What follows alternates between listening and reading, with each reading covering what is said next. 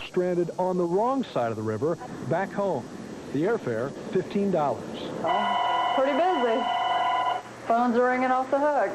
Access roads to Quincy's Bayview Bridge are underwater. The closest open bridge, 75 miles away. This is Highway 24 on the Missouri side of the Mississippi, or at least it was until the levee broke. Even now, with homes and businesses 15 feet underwater, people are coming back to try to save what few belongings remain. This family returned to West Quincy to find photographs left behind in the rush to evacuate. The clothes and stuff you can replace. Pictures and stuff like that, you can't. The water is only 2 or 3 steps from the second floor. And while Sherry Willis carried everything she could upstairs, everything else is lost. I got flood insurance, but it won't be in effect till Tuesday at 12:01, so everybody kept saying, oh, it won't get over here, it won't get over here. 20 miles to the south, the Snai levee protects more than 100,000 acres of Illinois farmland. And National Guardsmen work around the clock. Blown hay forms a buffer to keep the sand and dirt from seeping away. But the river here is once again rising, and the fear is that others will soon share the Willis's plight. David Bloom, NBC News, West Quincy.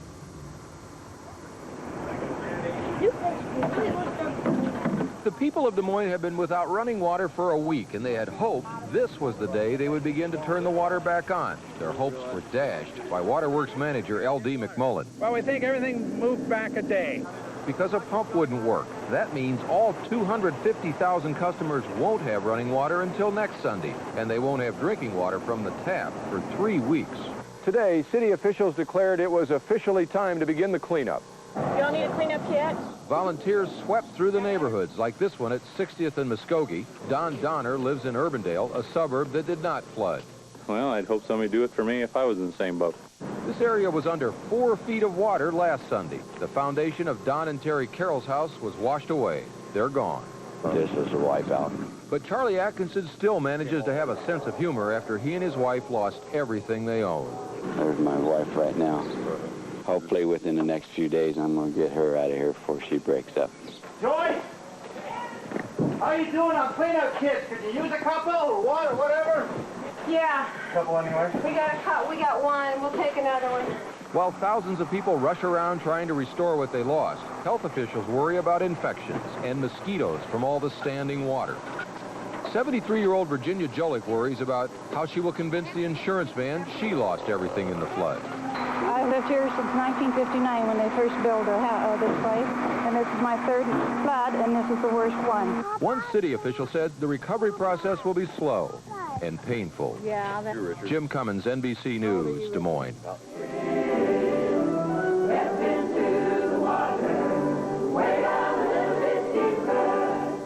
With all due respect to the choir, what the members of the First Baptist Church in Crystal City, Missouri are hoping is that they won't have to step in the water as the crest of the Mississippi rolls by.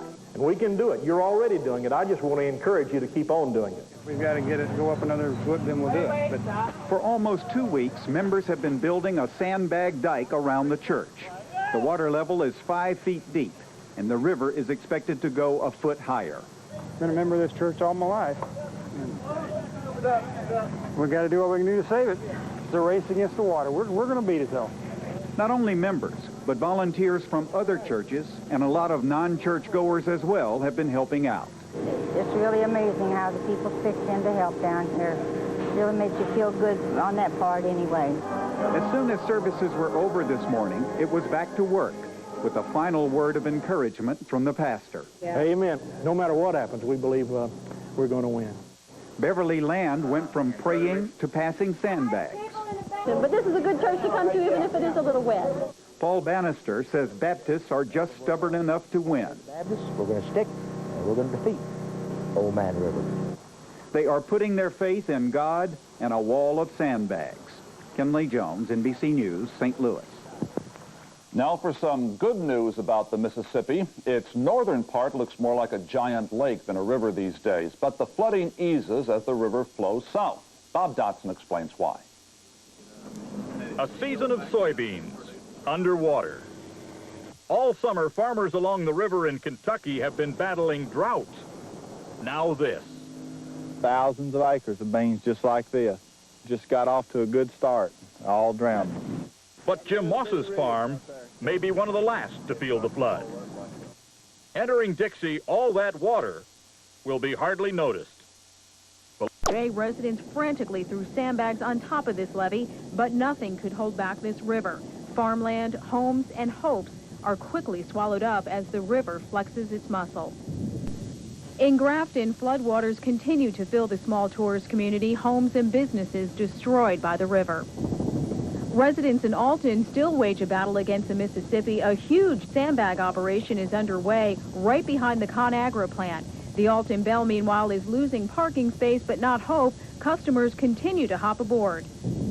North St. Louis County near Bell Fountain Neighbors looks like many communities. The river takes over sections of road.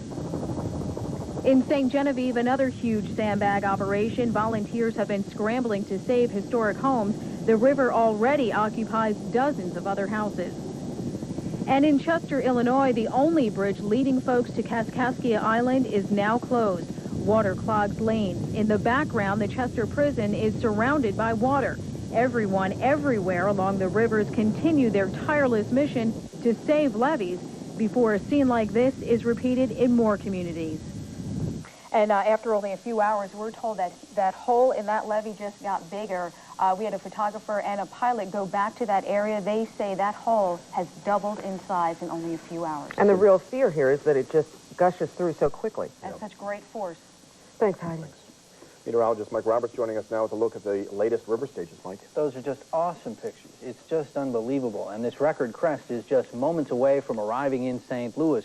And before we look at the Mississippi River stages and those of other rivers around the region, let's take a look at what happened upstream last night. 4 inches of rainfall in northeastern Kansas, and generally speaking, north of us, 1 to 2 inches of rain fell into the Missouri and into the Mississippi River basins. This isn't going to help, and it doesn't look like it's going to change anytime soon. It looks like that there is every possibility that another 1 to 2 inches, and in some cases even more than that, is on the way upstream of us. Well, here is what happened this morning for the Mississippi River at Grafton, and we'll give you some numbers for Grafton and a number of other spots. That graphic shows that the crest is expected today at 35.6. That is a full 18 feet above flood stage. Meanwhile, for Alton, the flood stage is 21 feet. This morning it was at 38.3. The crest is expected tonight at 40, 19 feet above flood stage. In St. Louis, we're looking at a crest about 47 feet. Sometime tonight, 17 feet above flood stage. And at Chester, where the flood stage is 27 feet, the crest is expected on Tuesday at 47 feet, 20 feet above flood stage. Keep in mind, this is a 2-day crest. It'll take a couple of days to go by. Meanwhile, for the Missouri River at Herman, it is falling. It's currently at 32.3. That's 11.3 feet above flood stage and should fall below flood stage by the 27th. It'll fall below flood stage sometime around the 28th in St. Charles, where it currently is at 36.5, 11.5 feet above flood stage. The Merrimack River at Valley Park is at 23 feet this morning. It's going to crest tomorrow at 23.5, 7 feet above flood stage. And at Arnold, the crest is expected to be around 42.8 feet on Monday, 18.8 feet above flood stage. At Old Monroe, the Quiver River is falling, but it's still 12.6 feet above flood stage. And at Hardin, the crest is expected tomorrow at 40.5 feet. That's 15.5 feet above flood stage. Now, there is also... They don't have to go in here immediately. I got a pickup truck. Bill Edwards' son brings out some of the family's possessions by boat. Edwards has lived here 26 years. 73, we was here. We had approximately maybe a foot or so on our sandbags in the back of our house. But never thought I'd see anything like this. Devastation. We're sandbagging between the homes across the street here because we have water backing up from the stormwater system between the homes. So if that goes over the sandbags, we could lose another 30 or 40 homes. Health workers give sandbaggers a shot in the arm, and a small army of volunteers and neighbors try to keep the list of victims from rising along with the water. That means that before you use any water for cooking or for drinking, it must be heated to a rolling boil and left at a rolling boil for 2 to 3 minutes. Again, that boil water order is for Alton, Illinois, Godfrey, and rural areas of Jersey County. And tonight there's been a setback in efforts to restore water service in Des Moines, Iowa. People perform so many truly heroic acts. Is there an individual who stands out in your mind? There is, Garrick. His name is Bob Gordon. He's a young city employee here in Des Moines. His job during the flood is to walk up and down these levees 12 hours a day looking for trouble. Yesterday he found some serious erosion, a potential break. He notified the authorities, and the National Guard and city crews were out here, restored the levee, saving property and perhaps the lives of hundreds of people here. Bob Gordon, an unsung hero. A name to remember, Jim. David Bloom in Quincy, Illinois.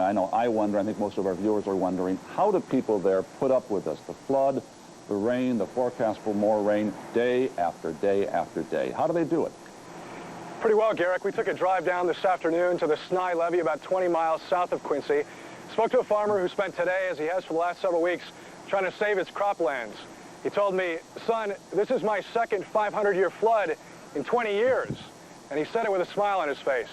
You get the feeling that these people believe, despite the long odds, that somehow they'll persevere. And a sense of humor is very important. Finally, Kenley, you've covered a lot of disasters, including Hurricane Andrew last year. How does this one differ from that and the other stories you've covered? What impresses me, Garrick, is what people here call the real spirit of St. Louis. People helping people. Volunteers donating their time and effort to help sandbag churches, homes, and businesses. And unlike Andrew, not so much of people taking advantage of people. There you had people coming in charging exorbitant prices for services, the roofers from hell we all remember, merchants jacking up prices, and looting. Here there has been very little of that. Let's hope it continues that way. Let's hope that. Kenley, Jim, David, thank you very much. We'll look forward to your coverage in the days to come. And that is our look at our world as St. Louis and blames for the problems along the river de Pere. Plus, some St. Louisans hope divine intervention will ease their flood troubles. We'll show you why a prayer service took on special meaning today. Plus, we'll give you the latest crest forecast. Join us right here at 10. A portion of the proceeds go to the American Red Cross Disaster Relief Fund. Showers and storms tonight.